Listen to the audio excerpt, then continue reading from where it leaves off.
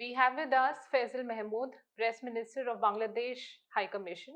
Thank you for joining the week Thank you. on this Thank you, very Namrata. important issue that we are going to discuss today. The big question today is why is Bangladesh wanting to demolish the ancestral home of filmmaker, noted writer Satyajit Ray? Thank you, Namrata. I mean, I think there's a misunderstanding that Bangladesh government wants to demolish that. First of all, this particular house, this one-story building in Mymensingh, it was never listed as a protected heritage structure. So that was a lack from our part. We understand that because usually these houses like this, where Satyajit Ray is very dear to us all. I grew up reading his books. Like he was one of my favorite writers.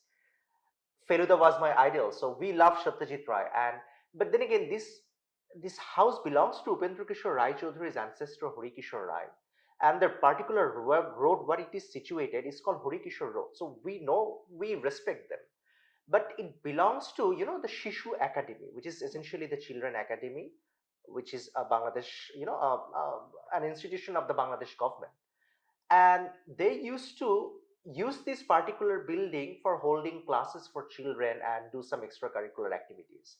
But since 2007 they have stopped doing that because this structure was very old, and they feel like that if they conduct classes inside, that will create risk and pose risk for the students. So that's why they have stopped using that building from 2007. But no one really bothered to include that structure, like wrote a letter to the archaeological department and declare it as a you know heritage structure and protect it. So that was a lack from, I guess, the district administration part. So because that building was never protected, so Shishu Academy now they need spaces to conduct the classes for the children. So that's why they decided that they are going to demolish that building and erect a structure there where they can conduct proper classes. But whenever that decision was taken, the district's archaeological department's office, there was this officer, she wrote a letter. She wrote a letter to the Shishu Academy and saying that this is a very important structure, don't do that. So actually Bangladeshi officials from Department of Archaeology they wrote a letter asking them to put a hold on this demolition job. So it's not exactly like that we decided to, the government from its part decided to demolish that structure, because one particular department of the government actually wrote a letter to the other government asking them to hold the demolition job. Okay, so but then again, it's very that there currently there is a because it has created a lot of media ruckus, and the Bangladesh government has taken a decision to put, the demolition job on hold for this moment. There's a meeting going on. The Department of Archaeology is having a meeting with the district administration. I think they are taking steps towards the positive direction. And India has also expressed regret and Yes, offered yes. help in repair and Of restoration. course, Is Bangladesh going to accept it? I think so, because Satyajit Ray, he belongs to the whole Indian subcontinent, if not the whole world. He is an Oscar winner. The whole world respect him, and we understand the Indian sentiment, and we respect the Indian sentiment. I think it's very.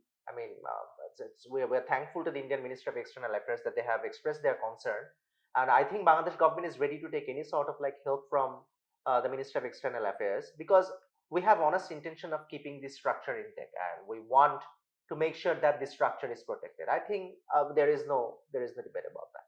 Mhm.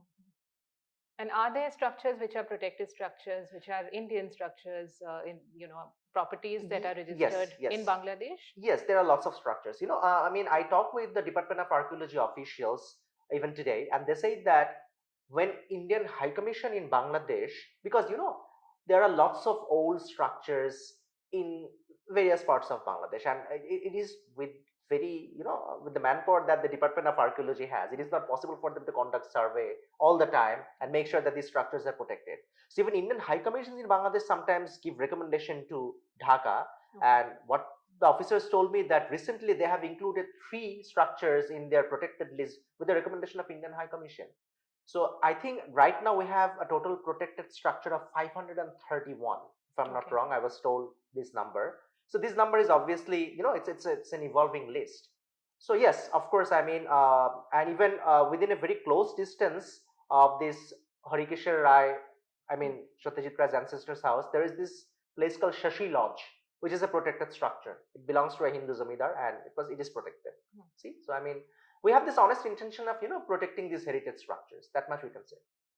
And given the shared, cultural heritage and bonds that India and Bangladesh share, what kind of steps going forward do you think need to be taken on this front to strengthen it? I mean, that's one thing. Culture, the cultural ties, because you know, if we consider the whole subcontinent, we will find similarities with other cultures from different parts of India's and others, even Pakistan. So, I mean, this is the shared values that we must concentrate on. Like uh, culture, I always consider culture as something that should overcome and supersede the dogma and the prejudices of politics. Because if we can't protect our cultural heritages, then I think that will we will lose something that we can never get back. So I believe, of course, yes, India and Bangladesh has lots of cultural ties, lots of cultural commonalities, and we should work together to protect this. Thank you. Thank you for speaking with the week. Thank you very much. Thank you so much.